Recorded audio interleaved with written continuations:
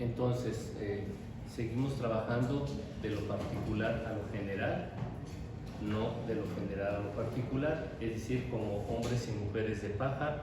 Ya lo hicimos con una cachucha neoclásica, tuvimos excelentes resultados, ¿verdad?, en nuestro análisis econométrico. Ahora vamos a ponernos keynesianos, post-keynesianos, ¿de acuerdo? Y vamos a revisar lo que dicen los propios post-keynesianos representa su mayor aportación a la teoría del crecimiento, la ley de Thirlwell, ¿de acuerdo? A ver, no es clase de macro, pero les doy algunos elementos, ¿de acuerdo?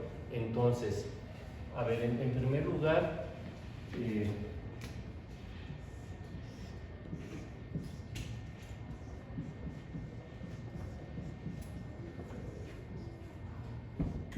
bueno, salté del instrumento micro al instrumento macro, ¿de acuerdo? Entonces ahí estoy representando una economía entera, la oferta agregada, la demanda agregada, ¿de acuerdo? Aquí tengo la producción y aquí tengo una invención que se la pasan repitiéndola. Nos hablan del nivel de precios, pero no hay definición del nivel de precios, ¿de acuerdo? Nada más lo dejo señalado. La propia teoría neoclásica rigurosa keynesiana dice, no tenemos teoría, ¿verdad? Es una tomada de pelo. Entonces, a ver, una falta de rigurosidad en términos de que parece que se puede saltar, lo hacen, de modelar un mercado. Es más, pongo el mismo gráfico. Modelo un mercado, el mercado yésimo, y luego, pues modelo la economía, y ya con quitar las IES, ¿verdad? Y hablar de oferta agregada, demanda agregada, ¿verdad? Y en ese tránsito han omitido definir qué quiere decir el nivel de precios, ¿de acuerdo? Nada más lo dejo señalado. Pero bueno, estamos en un tono vulgar, ¿verdad? Neoclásico keynesiano, post-keynesiano. Entonces, oye Carlos, ¿por qué les dices, por qué los pones en un mismo saco? ¿De acuerdo? Bueno, porque, miren, estoy representando una economía de esta manera, ¿de acuerdo? La más simple posible. Ya sabemos que otra manera en que se hace hoy es así. Entonces, lo han visto, se distingue que hay dos curvas de oferta, la curva de oferta de corto plazo y la oferta agregada de largo plazo, que es una vertical, ¿verdad? Y de hecho de aquí, por ejemplo, se desprende lo que es un banco central, porque podemos estar por debajo del pleno empleo, por encima del pleno empleo, ¿verdad? Entonces, estamos por debajo, podemos hacer política económica para acelerar el crecimiento económico. Estamos en una brecha recesiva, pero si estamos de este lado respecto al producto potencial, más bien estamos en una brecha inflacionaria. Han oído de esto, ¿verdad? O sea, dependiendo de que si el equilibrio de corto plazo está hacia la izquierda o hacia la derecha de la oferta agregada de largo plazo, es decir, el producto potencial,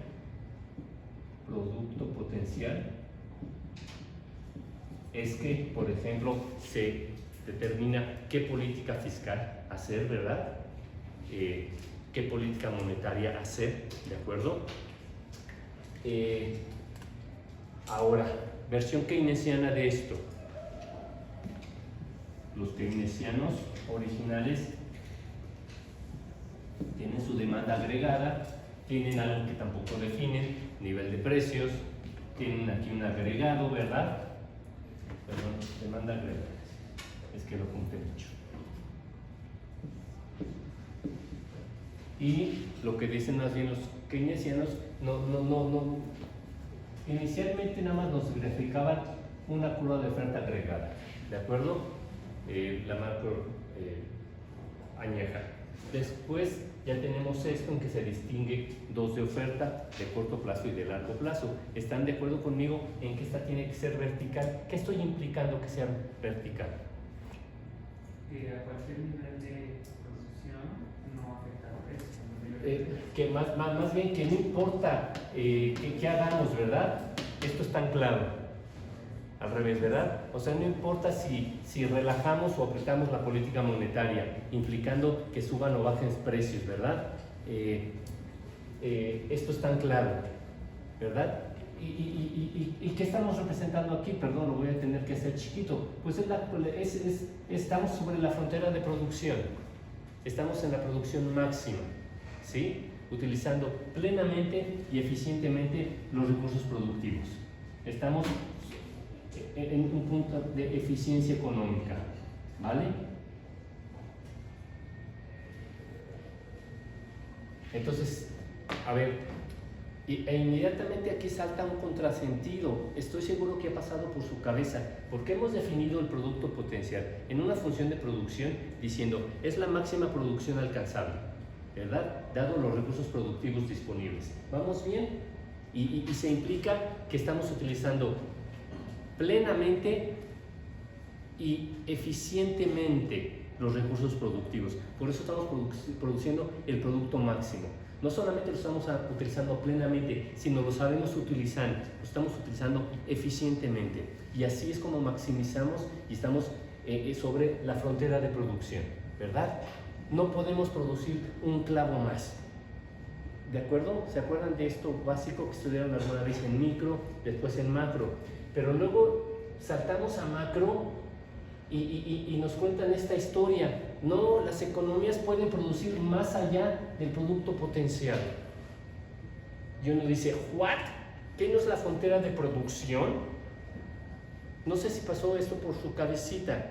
Nos definieron frontera de producción como el máximo. Nos dijeron que este punto en micro era de eficiencia económica y que las economías estaban por debajo de acá y se trataba en B, digamos, y que se trataba de alcanzar la frontera de producción, el producto máximo, utilizando otra vez plenamente y eficientemente los recursos productivos. Pero luego saltamos a macro y nos dicen, no, mira, sí puedes estar por encima del producto potencial. Y sacan un argumento chafísima, ¿verdad? Un as bajo la manga. Ah, no, es que las personas pueden ofrecer más trabajo. ¿De acuerdo? Y entonces podemos producir más. De todas maneras, esto les debe parecer de risa, en verdad es absolutamente vulgar. A ver, a partir de, si estamos en un equilibrio así, o en un equilibrio asado, ¿qué estoy implicando? Aquí estamos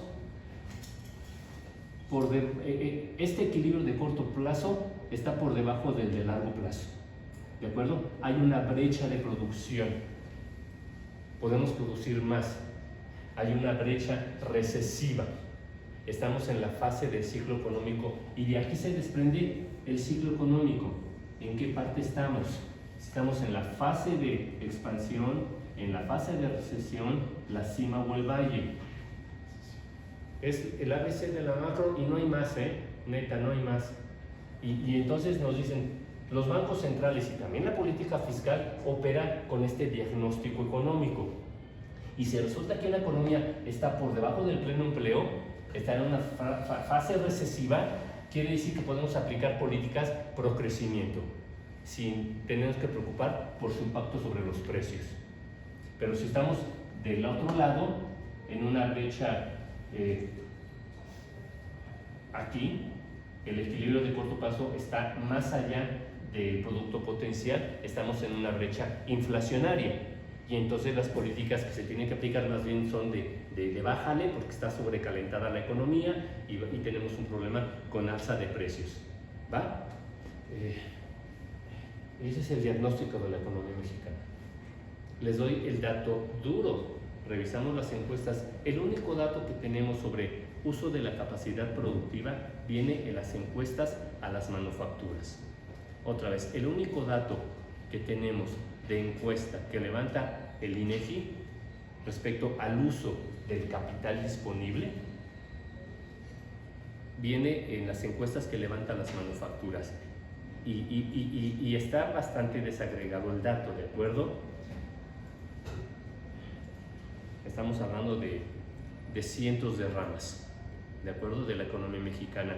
y ninguna históricamente ha funcionado próxima al 100%. Típicamente la economía mexicana, estemos creciendo o decreciendo, creciendo mediocremente o creciendo severamente, anda por el 60%, 70% de grado de uso de su capital. ¿Qué estoy diciendo? Esta historia que nos cuentan en teoría micro, con esos fundamentos, y macro, no tiene ningún sentido empírico, ¿verdad? Aún por las propias mediciones que nos hace un instituto de estadística. Versión keynesiana. Bueno, el problema de las economías es el mismo que plantean los neoclásicos y sus herederos. ¿Cuáles son estos? ¿Cómo se llaman estos? Es terrible, se llaman a sí mismos los nuevos clásicos, ¿verdad? O son los neokeynesianos, ¿de acuerdo? Entonces estos son los nuevos clásicos o neokeynesianos. Entonces, a ver, otra vez, esto se lo debemos al mequetrefe de Keynes, ¿verdad? Porque refiriéndose a Marshall, a su profesor neoclásico, él se refiere a ellos como los clásicos, ¿verdad? Y entonces esos son los nuevos clásicos. O sea que toda la economía, todas las escuelas económicas antes de Marshall, pues eran preclásicos o quién sabe qué eran, ¿verdad? Pero Smith no era clásico, Ricardo tampoco, al decir de Keynes, del mequetrefe de Keynes, ¿de acuerdo? Entonces, estos nuevos herederos se dicen nuevos clásicos o neokeynesianos, ¿verdad? Estoy representando aquí más bien a los keynesianos y hoy a sus herederos, los post-keynesianos.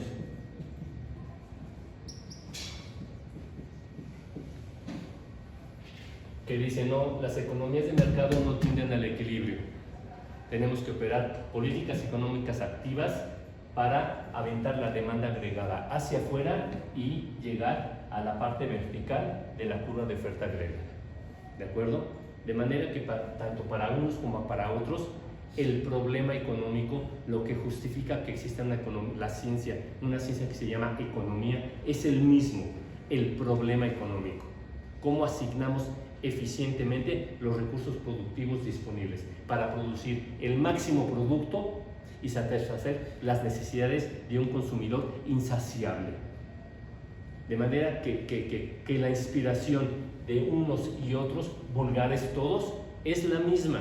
La justificación de la economía para ellos es cómo le hacemos para producir y producir y producir, y consumir y consumir y consumir, porque tenemos un consumidor, y no lo dicen con definición ontológica, insaciable, no se llena chinga, ¿de acuerdo?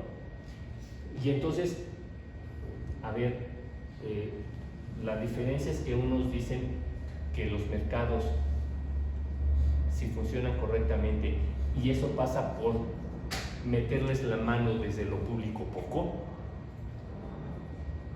van a producir el equilibrio. Y un keynesiano, post-keynesiano te dirá que no, que tenemos que hacer, que la cosa se puede arreglar, que el capitalismo, claro que se puede arreglar, porque según ellos el problema del capitalismo es alcanzar el producto máximo, desplazar la demanda agregada a que llegue, que cruce a la oferta agregada en su parte vertical. Ese es el problema económico, ese es el problema del capitalismo. Entonces, bueno, ya analizamos lo duro, ¿verdad? Que es el enfoque neoclásico o en sus versiones, que es la función de producción agregada, ¿de acuerdo? Y ahora vamos a ver la versión keynesiana. Evidentemente la versión keynesiana, post-keynesiana, enfatiza el papel de la demanda agregada, ¿de acuerdo? De la demanda agregada. Y en su versión más actual, más moderna, no es la teoría general, sino los post-keynesianos de hoy dicen las economías están restringidas por la demanda, pero sobre todo por la demanda agregada, ¿verdad? Pero, ¿cuáles son los componentes de la demanda agregada? Consumo privado, consumo del gobierno, formación, los componentes de la demanda, formación bruta de capital fijo, exportaciones, ¿de acuerdo? Exportaciones. A ver otra vez, esto es materia de contabilidad social.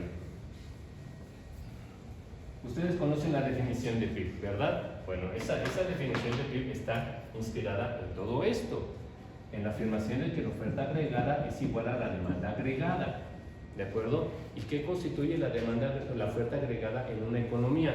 Lo que produce el Producto Interno Bruto más lo que importa. Eso es la oferta agregada. Pueden ver lo que trae puesto y va a estar dice made in Taiwán o en Vietnam, ¿o dónde? Indonesia, bueno, o en Indonesia, ¿de acuerdo? Entonces, la oferta, piénsenlo bien, la oferta disponible en México tiene que ver con lo que producimos aquí, el Producto Interno Doméstico, el anglicismo doméstico, en México, más las importaciones. Y la demanda agregada es consumo total, formación bruta de capital fijo, quito la variación de existencias, que es una rebanadita, más exportaciones. Profesor, Espera. Debería ser PNB. No, señor. No. ¿Por qué decimos interno? A ver, hago la nota. Ya no hablamos de PNB, porque el PNB tiene que ver. ¿Por qué las economías dejaron de medir los institutos de estadística el PNB y miden el PIB? Porque PNB quiere decir que le vas a seguir la pista a los mexicanos que están fuera del país para ver cuánto es su valor agregado, y le vas a seguir la pista a los no nacionales aquí que producen y lo vas a netear. Es otra definición contable, ¿de acuerdo? Entonces no es el PIB. Lo único que les estoy recordando es que ¿por qué la definición de PIB es la que saben? Consumo más formación bruta de capital fijo más X menos M. Porque pasé esa M para allá. ¿Y de dónde salió esta medición contable? De este microfundamento, macrofundamento neoclásico, que afirma que la oferta agregada es igual a la demanda agregada, ¿verdad? Y por eso, si revisamos las cuentas nacionales en México o en cualquier país, vemos al PIB, ya sea vía producción, vía gasto, demandas o vía ingreso, y no sobra ni falta un peso. Pero ya leímos a Lekelier y Blades de Comprendiendo las Cuentas Nacionales, publicado por la OECD, que dice: las cuentas nacionales están lejos, muy lejos de ser exactas al nivel de millones. Ni siquiera podemos producir un estadístico que nos diga de qué tamaño es la inexactitud. Su origen tiene que ver con datos de muchas fuentes que son ajustados y reajustados para que al final no sobre ni falte un peso, utilizando frecuentemente métodos no científicos. Lekelier y Blades, capítulo 1, Understanding National Accounts. Otra vez, es que todo es equilibrio. Eso implica equilibrio. Todo esto igual, todo esto es equilibrio, ¿de acuerdo? Entonces, la versión más reciente de los keynesianos es: las economías sobre todo están restringidas por el lado de la demanda agregada de las exportaciones. ¿Por qué? Porque dicen, y su contraparte, las importaciones, porque dicen, las economías importan, y sobre todo las nuestras, las subdesarrolladas. Importamos, pero no producimos dólares. ¿Cómo conseguimos dólares? De las exportaciones, de manera que cada dólar que pagamos de importaciones tiene que tener su contraparte como exportaciones, ¿de acuerdo? Entonces la restricción tiene que ver por el lado del sector externo, de las exportaciones, de las importaciones. ¿Va? ¿Vamos bien? O sea, aunque México aplique políticas internas de crecimiento que promuevan el gasto interno, si eso desequilibra el sector externo, las exportaciones netas, la balanza de pagos, esa senda de crecimiento es insostenible, porque tarde o temprano vamos a seguir importando, y como no exportamos, vamos a agrandar un déficit, ya sea por vía de exportaciones netas o cuenta corriente de la balanza de pagos, y eso va a hacer que esto sea insostenible. ¿Va?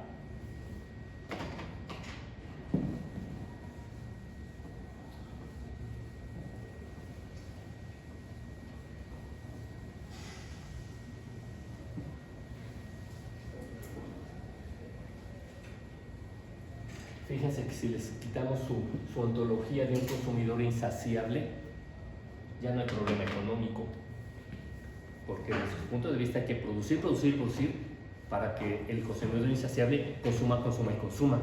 Oye, y si el consumidor es no insaciable, sino en efecto genuinamente racional, ya no hay problema económico, empezando por su ABC.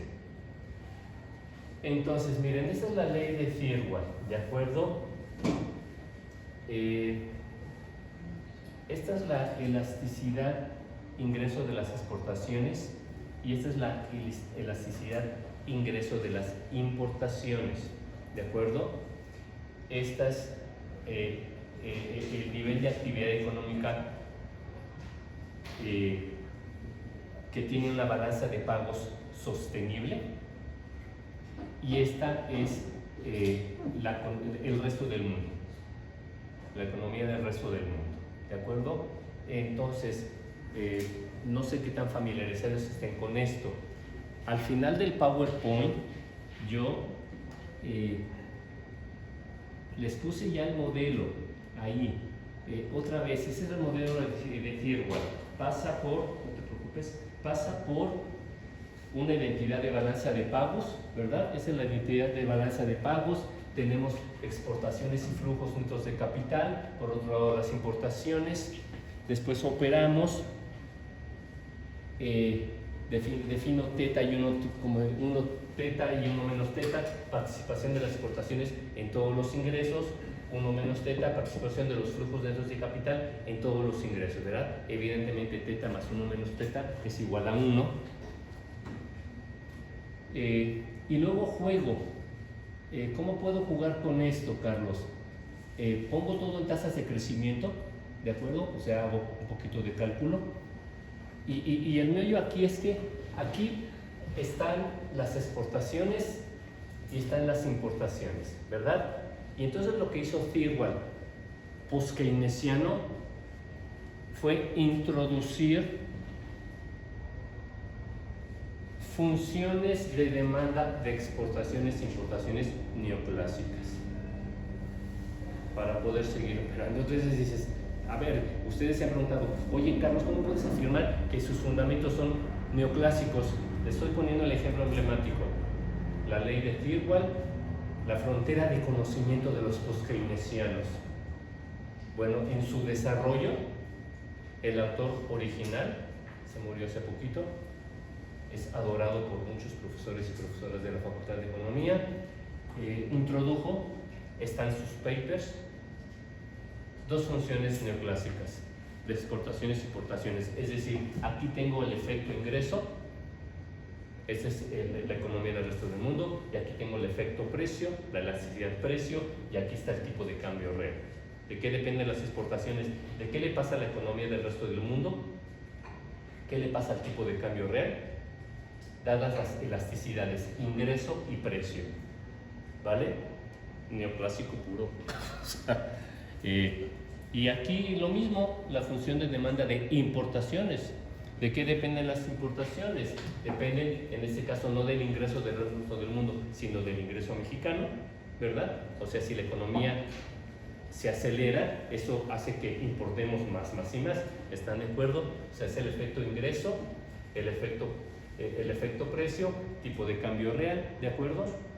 O sea, neoclásico puro y duro. Y luego trabajó estas funciones, es cierto. Ahí están las funciones ya linealizadas, ¿verdad? Las exportaciones dependen del tipo de cambio real, y esta es la elasticidad precio más el crecimiento del resto del mundo, la elasticidad de ingreso, las importaciones, tipo de cambio real, elasticidad precio, PIB de México, que le pasa en el tiempo, la elasticidad ingreso. ¿Vamos bien? Más o menos. A ver, y miren, esto es muy interesante porque si hago sustituyo y opero, esta cuestión es muy interesante. ¿De qué depende el crecimiento económico? Es muy interesante. Y este ejercicio, a ver, depende de qué le pasa al resto del mundo. ¿Qué le pasa, o sea, a Estados Unidos en el caso de México? ¿Qué le pasa al tipo de cambio real? ¿Qué le pasa a los flujos netos de capital? ¿Y qué le pasa al tipo de cambio real? ¿De acuerdo? Ahora, aquí, teta y 1 menos teta son definiciones. La balanza de pagos tiene ingresos por exportaciones y por flujos netos de capital. Es una manera muy apretadita de decirlo. Y entonces yo definí teta y 1 menos teta. Teta son los ingresos de las exportaciones respecto a todos los ingresos y 1 menos teta los otros ingresos, flujos netos de capital respecto a todos los ingresos de balanza de pagos. ¿Va? Son definiciones. Pero luego aparece estas que son las elasticidades precio de las importaciones y de las exportaciones. Ya han oído hablar de la condición Marshall-Lerner. ¿Cómo se quitó de encima esta variable en su operación Tony Thirlwall? ¿De acuerdo? Echando mano de un supuesto diciendo las economías, el tipo de cambio real no juega en el largo plazo, es estable. Con otras palabras, se verifica la condición Marshall-Lerner. La suma de las elasticidades precio de exportaciones e importaciones son 1. ¿De acuerdo? Algo así. ¿Qué implica? ¿Han escuchado quién hace la mano? ¿Quién ha escuchado la condición Marshall-Lerner? Bueno, los otros no, ¿que no han tomado macro? ¿Sí han tomado macro? Sí, sí han tomado macro y no les han hablado de la condición Marshall-Lerner. Vale, bueno. ¿Qué hay detrás de la condición Marshall-Lerner? Otra vez, podemos deshacernos de esta parte de la ecuación y es lo que fue haciendo, reparametrizarla, digamos, en términos econométricos, hacerla chiquita. ¿Cómo quito el papel? La primera afirmación, despejando todo, a ver, otra vez, partir de la función, partir de la identidad contable de balanza de pagos. Introduje 2 funciones de demanda convencionales, exportaciones, importaciones, y operé. Y llego a este chorizo. Está muy grande. Entonces, Thirlwall lo fue haciendo chiquito. Lo primero que hizo es, ¿cómo quito el efecto del tipo de cambio real sobre el crecimiento económico? Esto es 1, la suma de esto es 1, ¿verdad? Incluyo la condición Marshall-Lerner. ¿Y qué hay detrás de la condición Marshall-Lerner? La paridad de poder adquisitivo o la paridad de poder de compra, no sé si la han visto, que es una afirmación absolutamente neoclásica. Dice que en los mercados, al final, si funciona libremente, llegamos al mismo precio. Es la ley de un solo precio. Ley de un solo precio. ¿De acuerdo? Esta afirmación es absolutamente neoclásica.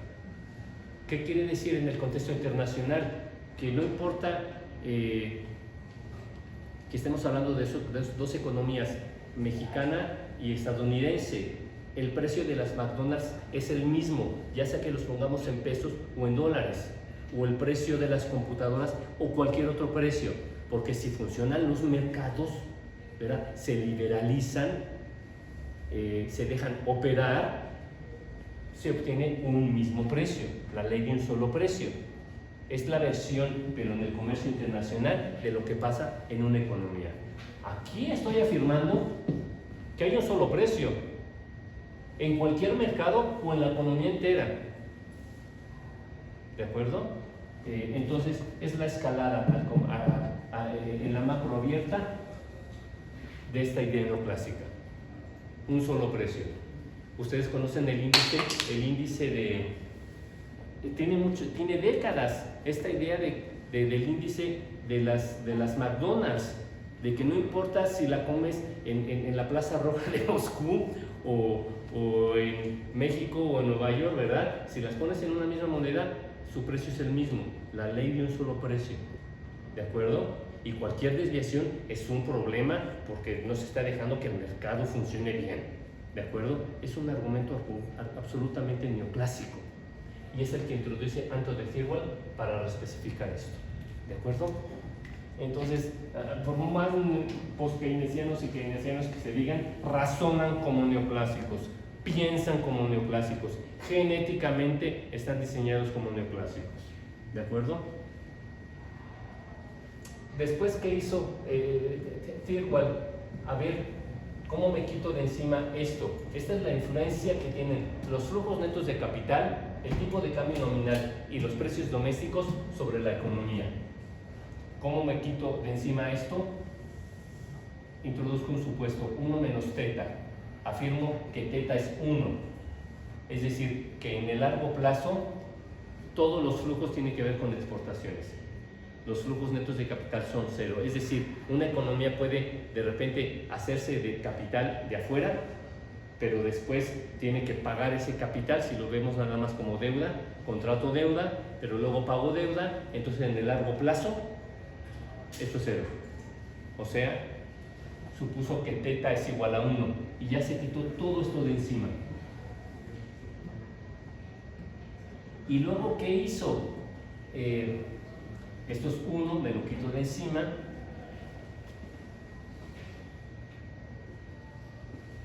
¿De acuerdo? Ya la reparametrizamos, quitamos, introducimos la condición Marshall-Lerner, es decir, aplicamos la ley de un solo precio para llegar al poder de compra, la redujo así.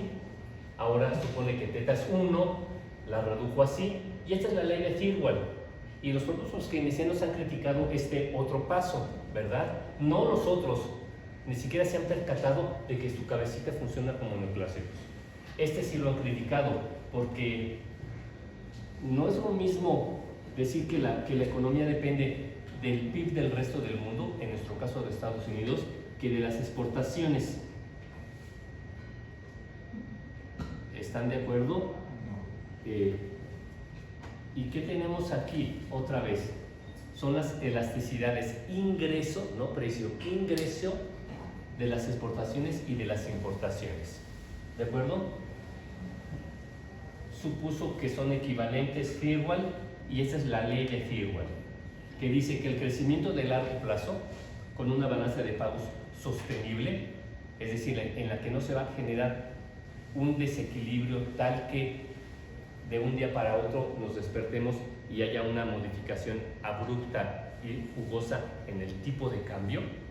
Así es como nos enteramos que hay crisis, modificaciones jugosas del tipo de cambio, ¿verdad? Crisis del 95, todas las crisis, ¿verdad? Y por eso ellos enfatizan que son crisis de balanza de pagos, ¿verdad? Hay desequilibrio en la balanza de pagos y eso hace que de repente falten dólares. A ver, piensen qué está pasando con Argentina ahorita. Recibió un préstamo por 20,000 millones de dólares. ¿Qué ha pasado en México con las crisis, verdad? El Banco Mundial, el Fondo Monetario, nos presta dólares. ¿Qué pasó con la de Cedillo? Nos prestaron 50,000 millones de dólares. ¿De acuerdo? Clinton. Entonces, son crisis originadas, o por lo menos superficialmente, lo primero que pasa es un desequilibrio en la balanza de pagos. No la balanza de pagos, la balanza de pagos siempre está en ceros. En la cuenta corriente, en los ingresos y en los egresos. Otra vez, la afirmación aquí dice: lo que le pasa a una economía en el largo plazo tiene que ver con su sector exportador dividido por la elasticidad ingreso de las importaciones. ¿De acuerdo? De manera que si esto es 1, si las exportaciones crecen 3%, la economía puede crecer sostenidamente, pensando en términos de balanza de pagos, 3%. ¿Va? Otra vez, si esto crece 3% y esto es 1, ¿qué tenemos de este lado? 3%. Es decir, si la economía, las exportaciones crecen 3%, la economía puede crecer 3%. Pero si esto es más que 1, y es mucho más que 1, se empieza a erosionar el impacto de las exportaciones sobre la economía. Porque si exportamos un chingo y dos montones, en México exportamos, pero también importamos un chingo y dos montones, ¿verdad? Estas elasticidades son de 3-4%, ¿vale? Entonces, exportamos pero ese impacto de demanda no se queda en la economía, porque para exportar importamos mucho, ¿sí? Entonces, esta elasticidad es clave, la elasticidad ingreso de las importaciones. Yo he jugado con esta ecuación y con esta, que me parece más interesante, porque ¿cómo escribimos esto econométricamente? Pues es el logaritmo del PIB igual a una constante más un alfa 1 logaritmo del PIB de Estados Unidos, ¿de acuerdo?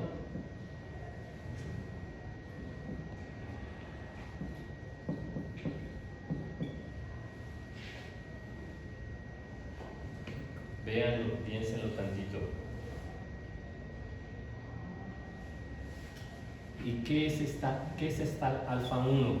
Bueno, es una elasticidad, porque es una forma funcional doble log o log-log. Es una elasticidad. Aquí tengo logaritmo natural y de aquel lado tengo logaritmo natural. Y es una elasticidad que me dice, por cada punto porcentual que crece la economía gringa, cuántos puntos porcentuales crece la economía mexicana. Y esperamos que esto sea más que 1, ¿verdad? Hipótesis de convergencia. Tenemos que crecer más aceleradamente que esos países, ¿verdad? Para que en el futuro sus nietos los vivan como gringos, ¿vale? Lo interesante aquí es que si es una elasticidad que mide qué le pasa a una economía y cómo le pega a la otra, pero en el contexto de nuestro modelo, esta elasticidad no es otra cosa más que esta división de la elasticidad ingreso de las exportaciones entre la elasticidad ingreso de las importaciones. Elasticidad ingreso de las exportaciones entre elasticidad ingreso de las importaciones. ¿Qué es eso, Carlos? Acuérdense, de decirlo así, son elasticidades ingreso, estamos pensando todo en términos de demanda, ¿verdad? Y entonces, a ver, y además estamos hablando de fundamentos neoclásicos y de la ley de un solo precio, que es neoclásica pura y dura, ¿verdad? Pero somos poskeynesianos, ¿verdad? Y estamos hablando de demanda, o sea, ¿de qué depende su ABC de micro? ¿De qué depende la cantidad de demandada de cualquier bien por cualquier consumidor? ¿De sus preferencias? ¿Vamos bien? ¿De los pesos que traen en la bolsa? Y de los precios que enfrentan, y así maximizan, deciden su canasta, ¿de acuerdo? ¿Qué son los pesos que traen a la bolsa? Su ingreso, ¿verdad? Y a partir de decir esto, ¿cuánto voy a comprar? Y decidir entonces mi canasta de bienes y servicios, ¿cuánto voy a comprar? Tiene que ver con el efecto ingreso y el efecto precio. El efecto ingreso tiene que ver con mi elasticidad de ingreso, ¿verdad? Que puede ser una mayor que una o menor que una, ¿verdad? Y la elasticidad precio, que tiene que ver con el efecto sustitución. Yo siempre estoy viendo el bien que me gusta, pero sus sustitutos o complementos, ¿de acuerdo?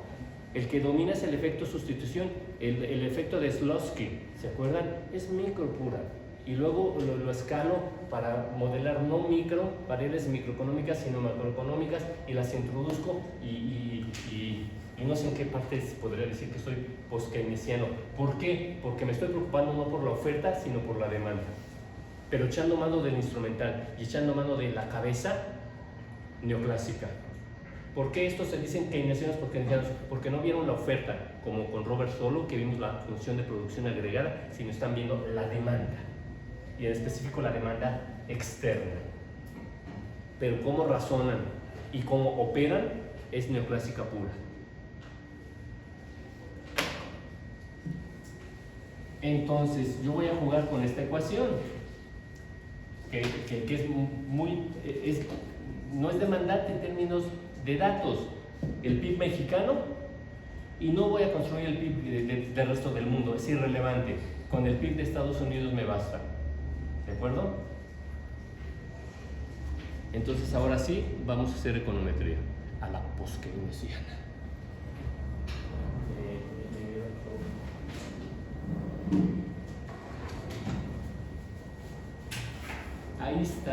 acuerdo? El apunte. Entonces,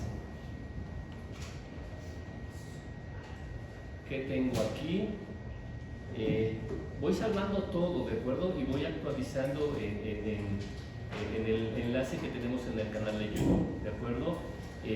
Porque miren, aquí tenemos ya nuestra ecuación a la solo, que ya revisamos. Después que hicimos la marginal, ¿se acuerdan? Que no nos salió de cuarto supuesto, la marginal de K. Quedamos que sería más interesante la de L, porque aquí ya vimos que los datos de capital no son independientes a los datos del PIB que nos da el INEGI, ¿verdad? Entonces, modelar el empleo, las horas trabajadas, muy a la neoclásica, utilizando salarios. Fue la discusión que hicimos la clase pasada, espero se acuerden. Y luego también que hicimos a mano la prueba de Ramsey, sin incluirle esos otros dos regresores, y cómo tuvimos este resultado espurio, una T de 1066, ¿de acuerdo? Es que somos muy buenos econometristas. Sí, el INEGI nos da los mejores datos y nosotros somos muy buenos econometristas. El mundo perfecto. Sí. Entonces, vamos, aquí, ¿qué tengo aquí? Otra vez, tengo el PIB de México y tengo el PIB de Estados Unidos, ¿va? Voy a hacer mi regresión a la post-keynesiana. Logaritmo del PIB 2018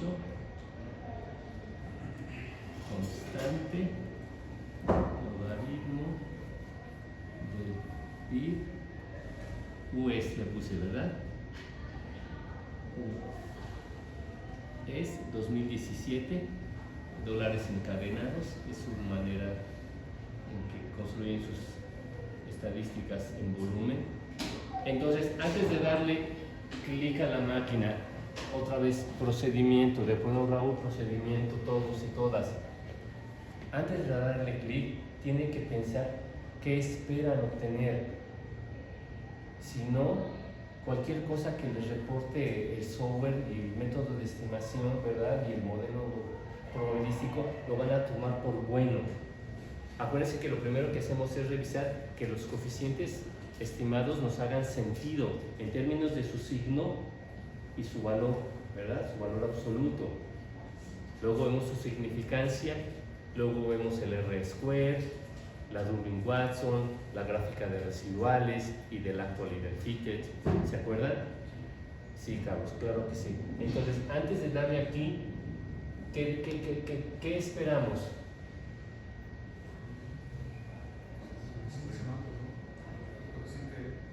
O sea que sí, el PIB de Estados Unidos se explica al PIB de México. Sí, y eso querría decir que la necesidad ingreso, que sea mayor que 1, que la necesidad ingreso de las exportaciones, o sea, las exportaciones son más sensibles a lo que le pasa a Estados Unidos que las importaciones a lo que le pasa a México mismo.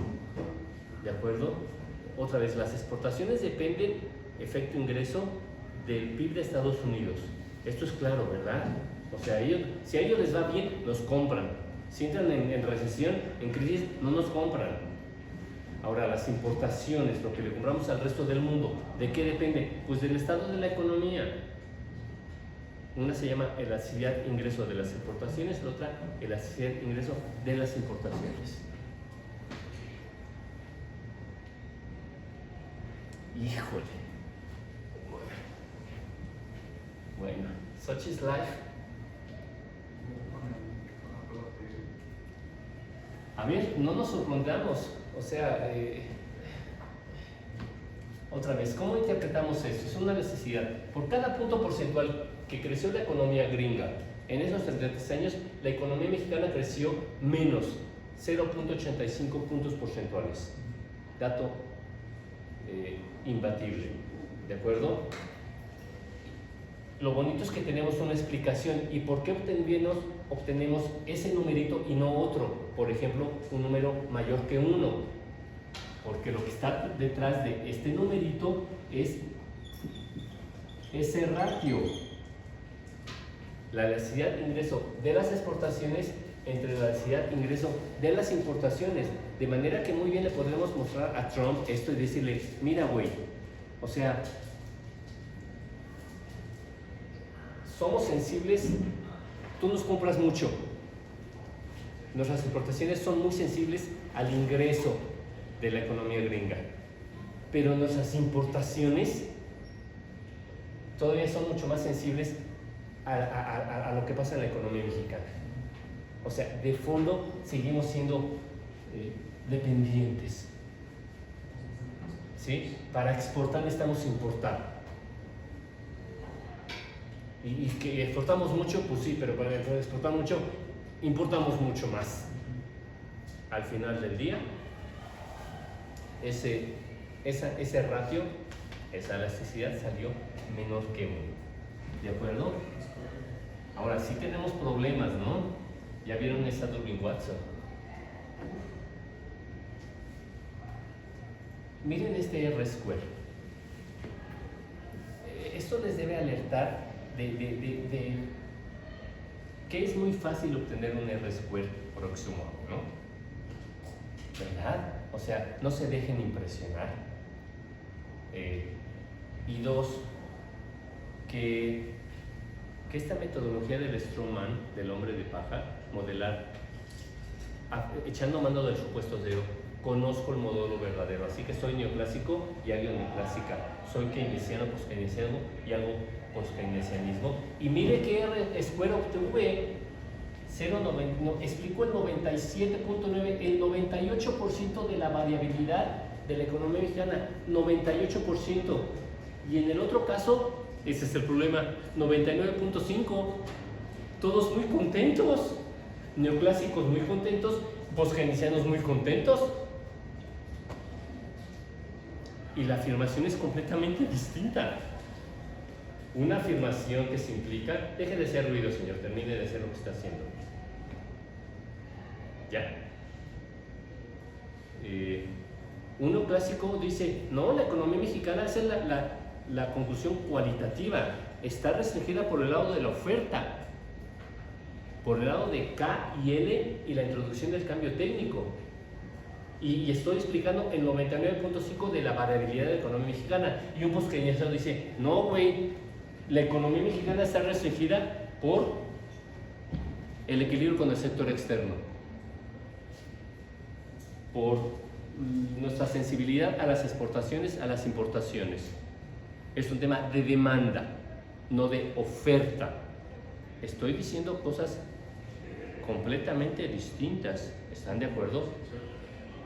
180 grados, completamente distintas, opuestas. Unos dicen con los estados anteriores, la economía mexicana está restringida por la oferta, de manera que hagamos, ¿de qué depende entonces que la economía crezca más y mejor? Metámosle a K y a L y al cambio técnico. Conclusión. Y estos dicen, no, la economía está restringida por la demanda y por la demanda externa. Trabajemos sobre la necesidad de ingreso de las exportaciones y de las importaciones. Es un tema de demanda. La economía está restringida por el lado de la demanda externa. Son dos diagnósticos completamente distintos. Y uno dice, y expliqué el 99.5 de la variabilidad. Y el otro dice, yo el 98%. Así que no me estés chingando, ¿verdad? ¿Ya vieron el problema? O sea, si operas como Strongman, miren, otra vez, no se dejen impresionar por R-squares altos. A ver, es la técnica y el método de estimación, que es poderosísimo. No importa qué le metas, ya lo sabemos por Granger, relaciones puras. Métele cualquier cosa, o Henry, métele la lluvia acumulada, y vas a tener un modelo más chico crudo que del Banco Central de Inglaterra y de su Ministerio de Hacienda. Es que es el modelo estadístico y el método de estimación poderosísimos. Tenemos que seguir trabajando esta regresión porque sí tenemos una Durbin-Watson bien gachita. ¿De acuerdo?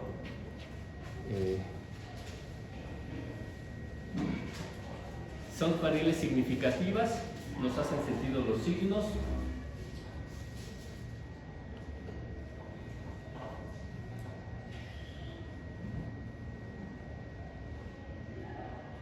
Sí, miren, en primer lugar tienen que aprender a diagnosticar esa gráfica. ¿Por qué esa gráfica?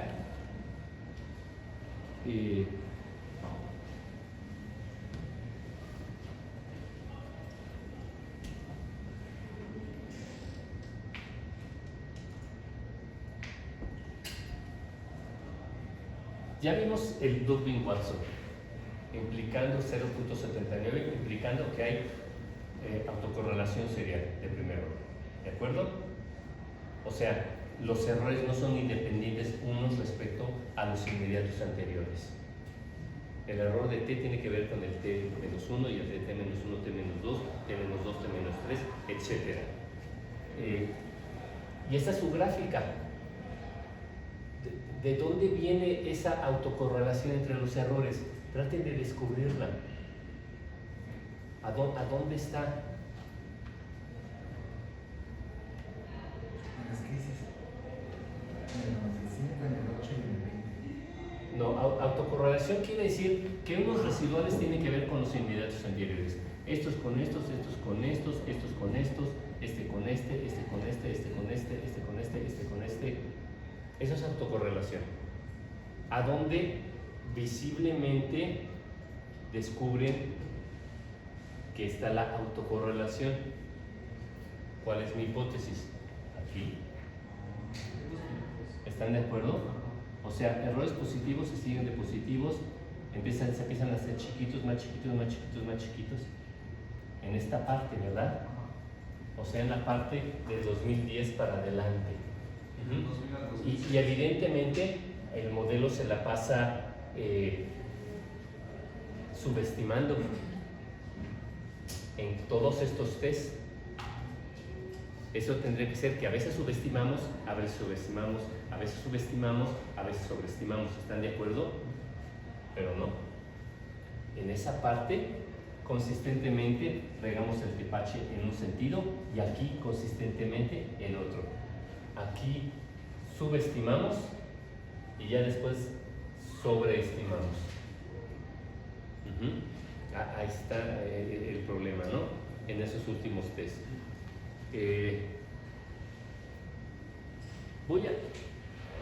No era mi intención ahorita, pero saben, les voy a enseñar un recurso para solucionar esto, las dummies, las variables ficticias. Bueno, resolver es entrecomillado, ¿verdad? O sea, resolver en esta jerga quiere decir que muestre los estadísticos adecuados, pero eso no quiere decir que resolví genuinamente el problema, ¿verdad? Simplemente lo eché debajo del tapete, ¿de acuerdo? Yo quiero levantar la Durbin-Watson y ya detecté que aquí hay un problema, ¿verdad? Y así aprenden que es una variable ficticia o dummy. Y uno, se los estoy advirtiendo, se pueden hacer adictos a ella. Se pueden hacer adictos a ella, ¿verdad? Entonces, primero vamos a asegurarnos a partir de qué t. 2011, ¿vale? Del 2011 hasta el 2018. Voy a nombrarla.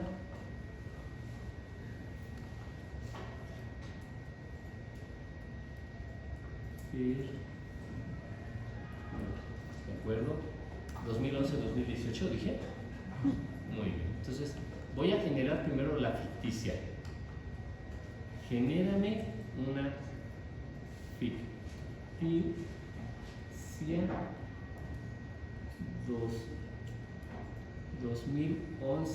2011-2018, ¿verdad? Y eso inicialmente digo que es igual a 0. Ahorita van a ver por qué. Igual a 0, ¿va? Vamos a ver la ficticia. Pues son puros ceros, ¿verdad?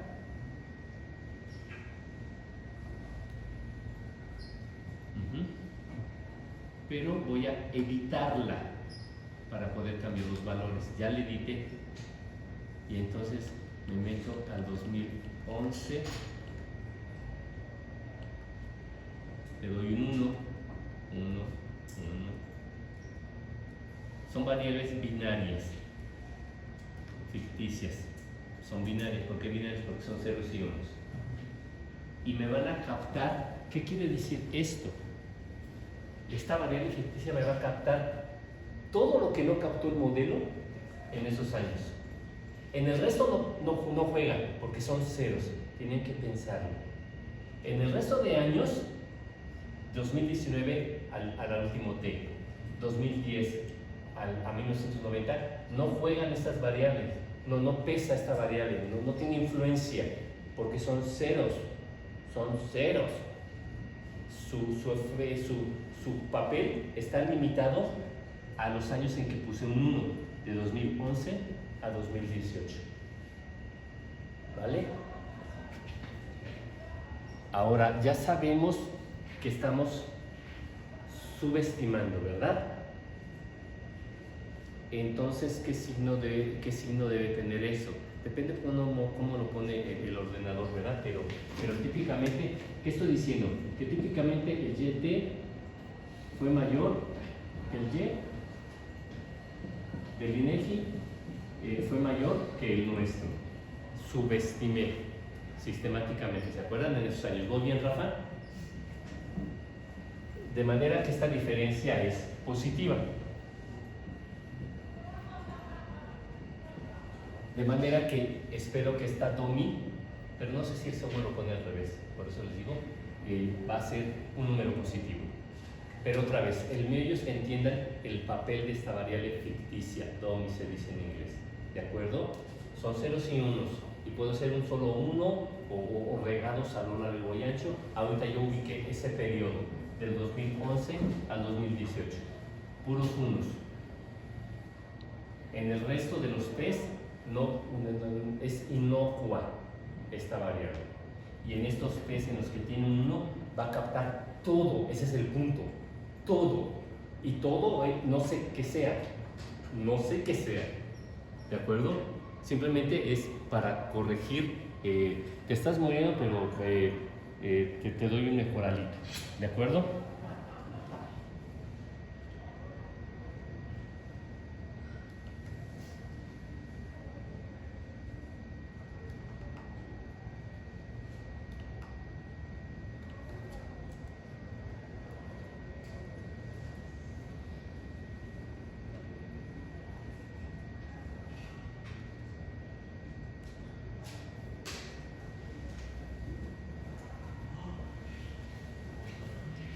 Significativa, positiva, y mejoramos la doble. ¿Qué hacemos? Porque el valor es 1,5, ¿no? Entre 1,5 y 2,5, 2 estrictamente. ¿Qué hacemos? Pues le metemos más ficticias, ¿no? Ya se hicieron adictos. ¿De acuerdo? Mande. Bueno. Tengo una pregunta. ¿Cómo saber cuánto ya es mucho abusar de estas nubes? Y también si se pueden utilizar en periodos diferentes, ¿no? Digamos, para solucionarle a crisis. Otra vez, las ficticias van a captar cualquier otra cosa que no estás van a explicar estadísticamente cualquier otra cosa que no está siendo explicada por la carnita de tu modelo. En este caso, la carnita es el PIB gringo y la elasticidad en juego, ¿de acuerdo? O sea, yo no tengo explicación. Yo dije, aquí el modelo subestimó bien gacho, año tras año, año tras año. Eso me permitió, por eso les dije, tienen que aprender a leer. Esto se ve mucho mejor, ¿ya lo vieron? O sea, tienen que aprender a leer las radiografías, cómo se ve la autocorrelación. Se los he enfatizado en más de una clase, ¿verdad? Y mira, aquí todavía seguí sobreestimando, entonces voy a extender mi DOMI al 2019.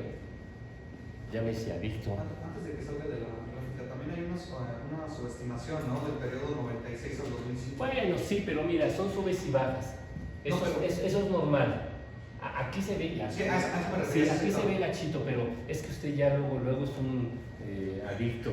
O sea, digo, si ya va a hacer el ejercicio para que pues tome también en cuenta ese ¿sabes? pasado. No, sabes, es que ya sabes que los economistas somos unos charlatanes con ideología, entonces yo voy a crear un argumento, voy a meter primero unos hombres de paga, voy a meter las DOMIs, me van a arreglar mis estadísticos y luego voy a tener que inventarme un argumento para justificar eso. Es que en esos años se subestimó sistemáticamente y eso quiere decir que pasa, es decir, que modelamos un crecimiento por debajo del registrado por el INEGI y me voy a inventar alguna pinche explicación, ¿verdad? Choreo, gracias. ¿De acuerdo? Pero bueno, esto sirve, entre otras cosas, para a ver la econometría que se hace allá afuera. Y cuando escuchen econometristas que les presuman sus modelos, es un pinche cochinero. Por eso son cajas negras. Por eso nadie te enseña qué hizo, cómo lo hizo, sus bases de datos y cada decisión que tomó, ¿verdad? Y si no hace fraude, lo quita, ¿verdad? Pero para que no se vea que metió dummies, ¿verdad? O sea, hay fraude en las ciencias y en la economía ya leímos, ¿verdad? En la American Economic Review, en 8 de cada 10 papers, hay fraude. Si ustedes quieren seguir leyendo en sus profesores y profesoras, que cuentan muy buenos chistes y visten bien, ¿verdad? Adelante. Yo, miren, hasta el ombligo les enseño. Pero usted trae traje. Ah, sí, pero es un pingüino. Buenísimo, Raúl. Bueno, entonces encarnado el ratón, ese es mi chiste favorito, ese es mi lema favorito. ¿Sí lo han escuchado? Déjenme modificar la ficticia. Primero le voy a cambiar el nombre. Encarnado el ratón, ¿no se lo saben? Ya que quitamos la grabación, ahora déjenme modificarla, ¿verdad? Edit.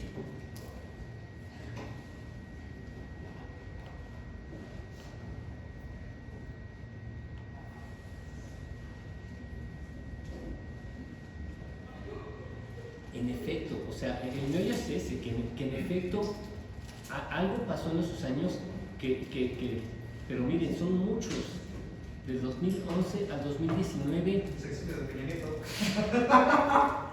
De acuerdo, podemos empezar a jalar, pero sí nos debe sorprender que año tras año, desde el 11 hasta el 19, sistemáticamente el modelo subestimó. Y luego ya se comporta bien, antes y después. ¿Verdad? A lo mejor otra vez, No te escuché otra vez. a lo mejor a través de la deuda se puede explicar. El incremento de la deuda para explicar el crecimiento del PIB mexicano. O sea, tendría que estar concentrado en los errores. Mira, tenemos que buscarle alguna explicación. O sea, lo que voy es que tendría que estar concentrado en los errores de la prueba. Chinga, se nos cayó la Durbin Watson. ¿Qué hago? Soy hombre de paja. Pues me echo para atrás y digo, una de 1.30 y tantos, pues es más próxima a 1.5 que una de 1.11, ¿no? Ya estoy funcionando como hombre de paja. Es muy fácil hacerse adicto a las dummies y funcionar como hombre de paja. ¿De acuerdo? Dense cuenta, o sea, ya mi obsesión es que pase las pruebas. ¿Verdad? No mejorar. ¿Qué tendría que hacer? Creo que es la prueba de White, ¿no? La que te revisa si los errores tienen. ¿No? A ver, suponiendo que nos vamos a seguir tropezando con unas tantas pruebas, ¿verdad? ¿Qué tendría que hacer? Soy un keynesiano convencido. Adoro a Firwall. Lo invité acá, le hice la corte. Claro que luego para que me invitaran y publicara, ¿verdad? Pero pues, es el pinche turismo académico, ¿verdad? Cosas que no saben, ¿verdad? Pero así funciona el mundo perverso académico, ¿verdad? Dime, Raúl, por favor. Rafa, pero mi pregunta es, a ver, ya nos hicimos adictos a los dummies y ya nos metimos en la cabeza que pasen las pruebas, ¿verdad? Somos hombres de paja. Pero me quiero echar para atrás y decirles, frenazo, ¿qué tendríamos que hacer? En lugar de seguir en esta pinche estrategia de hombre de paja, que ya tengo alguna evidencia, ¿qué tengo que hacer? Estudiar mejor el modelo, ¿no? Ver qué le toca. A ver, echarme para atrás, ¿verdad? A ver, partir del supuesto cero, le creo mi modelo, es el modelo verdadero. Y no están saliendo las cosas como yo esperaba. ¿De acuerdo? Espérame, pero antes de eso, repensar el problema. O sea, es en grandote, ¿de acuerdo? Antes de agregar, claro que sí, al final se va a traducir igual en agregar, pero el medio es que esta especificación, la más pura desde la ley de Tyrwell, no jaló. ¿De acuerdo? Y tenemos un serio problema. O sea, de las peores cosas que nos pueden decir, ¿tu regresión es espuria? ¿De acuerdo? Esto es una afirmación general. Tu regresión es espuria, es sin sentido, ¿verdad? Tus variables no explican genuinamente, son meros efectos estadísticos. ¿Cuál es la otra gran grosería, la bad word que podemos decirnos entre econometristas? Hay un problema de autocorrelación serial. O sea, si los errores tienen que ver unos con otros, puedo soportar que sean heteroscedásticos, puedo soportar que haya un problema de normalidad, ¿verdad? Puedo soportar que haya un problema de linealidad, pero no puedo soportar que haya un problema de autocorrelación. Lo deben de entender, porque autocorrelación quiere decir que los errores no son aleatorios. Si hay autocorrelación quiere decir que ahí hay información, que los errores tienen que ver unos con otros. Ahí hay información que mi parte sistemática no está captando, ¿de acuerdo?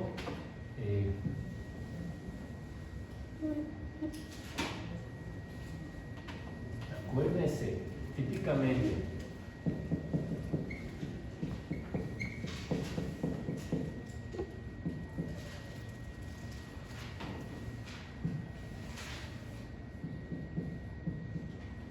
parto de esa especificación y tengo un problema y yo creo que es el modelo verdadero, pero no, ese no es el modelo verdadero. El modelo verdadero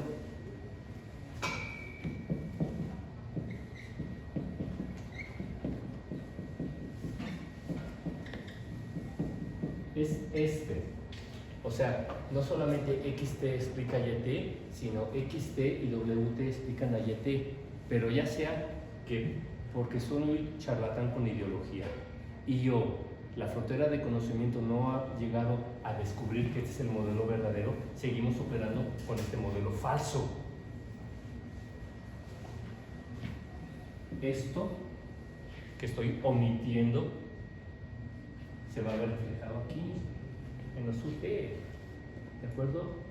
Y entonces eso me genera el problema de autocorrelación de inmigración. Ahorita estamos viendo a través de este ejemplo lo que nos platicó de dos personas de diferente complexión con una chamarra. O sea, de ajustar los datos de acuerdo al modelo. A ver, utilicé eso, como esto se llama el fite, el ajuste, jugué con eso, ¿verdad? Hice pasar a dos de ustedes y con una chamarra vi el ajuste de mi chamarra a dos de ustedes.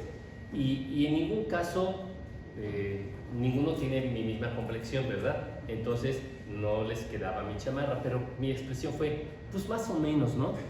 Pues más o menos. A ver, el medio estamos describiendo los datos, nos dice Hendry. La econometría tiene que ver con describir adecuadamente los datos. ¿Cómo los describes? No con estadística básica, sino con un análisis de regresión. O sea, a esos datos los meto en el modelo clásico de regresión lineal, los estimo utilizando los mínimos cuadrados ordinarios, y eso es a lo que se refiere Hendry con describir. A ver, lo estamos describiendo, no utilizo otra palabra.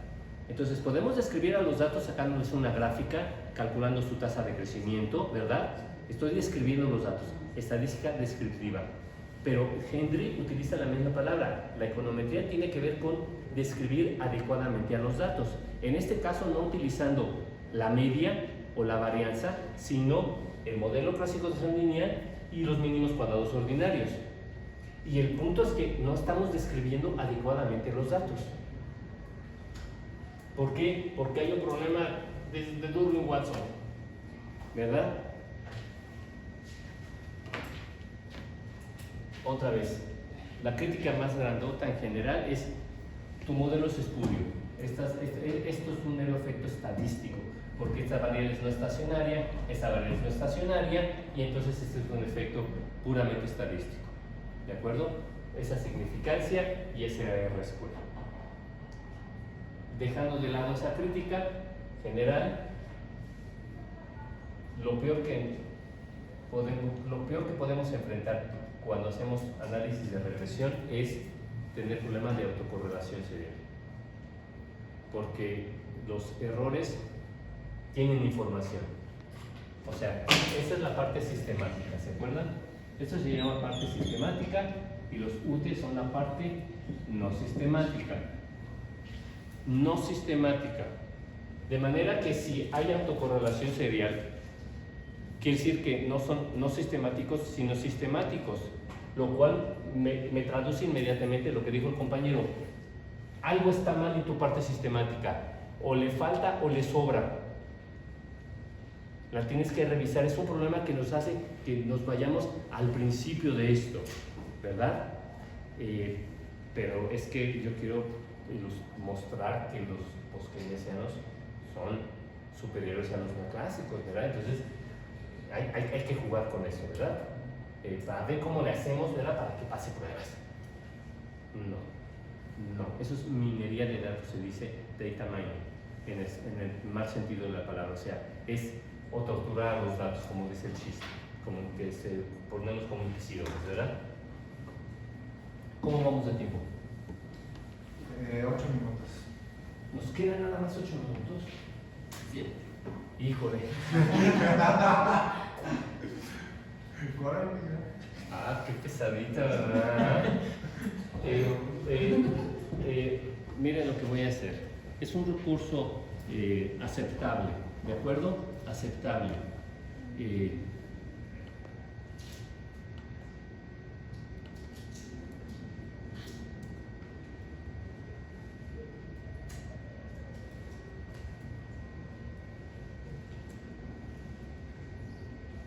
Introduzco la propia explicativa con un rezago, ¿vale?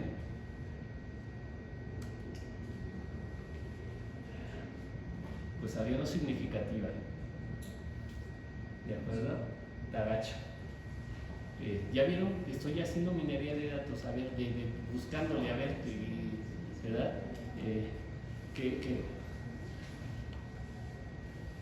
voy a hacer? ¿Qué otra cosa voy a hacer? Bueno,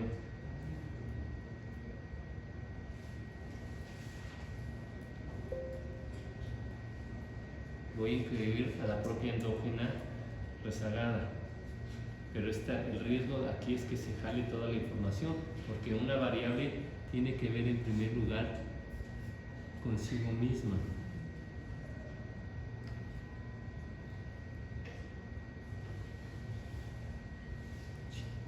¿Más o menos? 18 menos 1.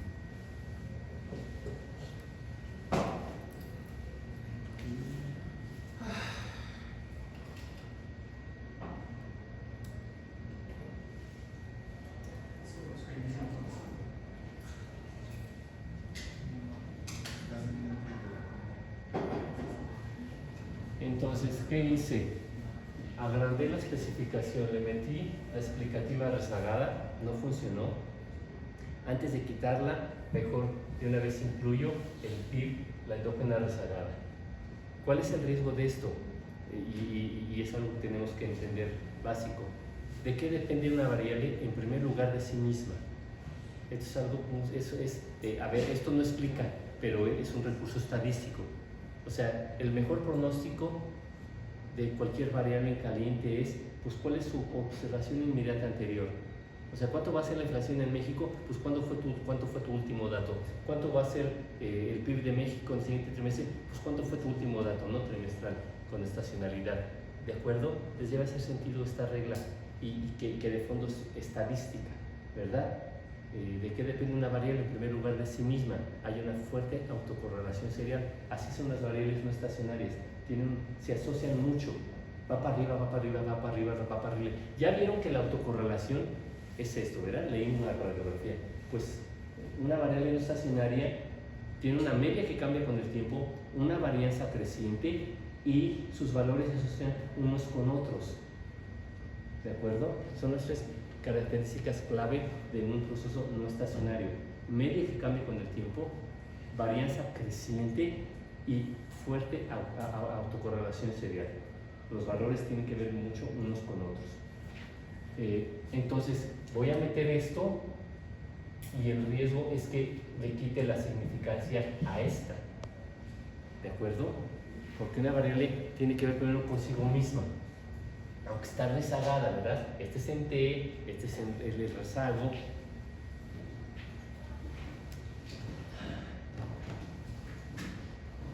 Bueno.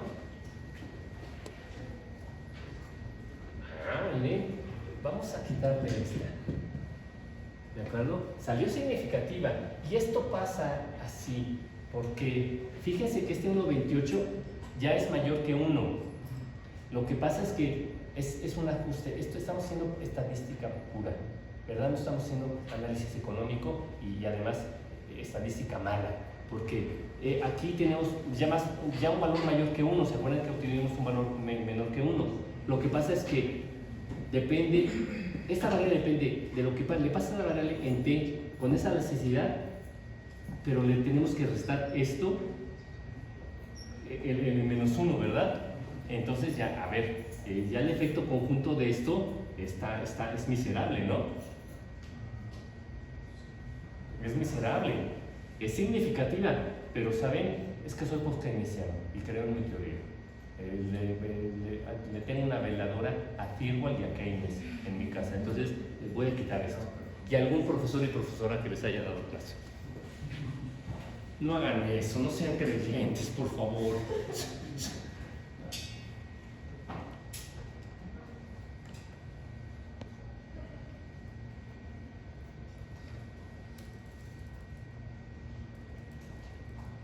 Híjole, y estoy nervioso, Espérenme, estoy nervioso a ver qué sale. Dale clic, Grecia. Vientos. De panzazo. No me estén jodiendo. ¿Verdad? Y huele el square. Miren, está bien pinche esto, ¿no? O sea, pero lo que pasa es que eso, le comimos significancia y valor a esto. ¿Están de acuerdo? Estoy explicando la economía mexicana, sí, por la economía gringa, pero también por la economía mexicana. Entonces ya le quité peso a esta variable. Pero bueno, estoy salvando el honor post-keynesiano, ¿verdad? Jaló la ley de Firwall. Estoy salvando el honor, aunque no se den cuenta, más allá del honor como caballeros o como damas, este es honor más importante. ¿De acuerdo? ¿Me entendieron? Sí, pues soy post-keynesiana. Vamos a ver eso de pruebas. No, ¿verdad? Ya no. Chido. Nos vemos la próxima clase.